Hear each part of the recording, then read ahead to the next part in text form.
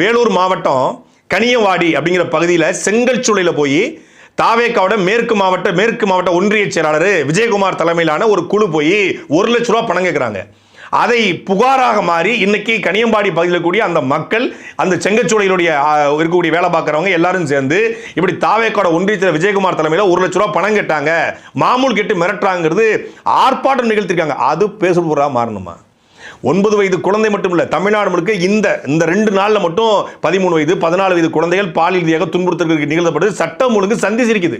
இதை கட்டுப்பாட்டில் வைத்திருக்கக்கூடிய தாவேக்காவோட முதல்வரை நோக்கி கேள்வி கேட்க வேண்டிய கேள்விகளை அப்படியே தூக்கி மாற்றி விட்டுருக்காங்க. ஒரு ஆட்சி 6 மாதம் 1 வருஷம் 2 வருஷம் கழிச்சு நடக்க வேண்டிய போராட்டங்களும் ஆர்ப்பாட்டங்களும் எதிர்வினைகளும் ஆளுங்கட்சி மீதான அதிருப்திகளும் 15 நாளில், எனக்கு தெரிஞ்சு ஒரு 20 ஆண்டுகளை அரசியலில் ஒரு ஆட்சி 15 நாளில் இவ்வளவு அதிருப்தி, இவ்வளவு மக்களுக்கு ஆதரவான போராட்டங்கள், மக்கள் விரோத ஆட்சி நடந்ததாக செய்தியே கிடையாது. ஒரு பக்கம் மின்வெட்டு, ஒரு பக்கம் கொள்ளை, ஒரு பக்கம் கொலை, ஒரு பக்கம் கஞ்சா, ஒரு பக்கம் அதே டாஸ்மாகில் 10 ரூபா, ஒரு பக்கம் பாலி வன்கொடுமை, இது எல்லாம் நடக்குது. இது எல்லாத்தையும் மொத்தமாக தன் கட்டுப்பாட்டில் வைத்திருக்கிற இதுவரைக்கும் இருந்த இந்த திராவிட கட்சிகள் செய்யல. திமுக சட்டம் ஒழுங்கை கைவிட்டுச்சு. நான் வந்தா பெண்களை பாதுகாப்புன்னு சொன்ன விஜய் அவர்களை நோக்கி கேட்க வேண்டிய கேள்வியை நம்மளை அப்படியே மாற்றி ஐஜி ரம்யா பாரதி ஐபிஎஸ் நோக்கி கேட்க வச்சிருக்காங்க.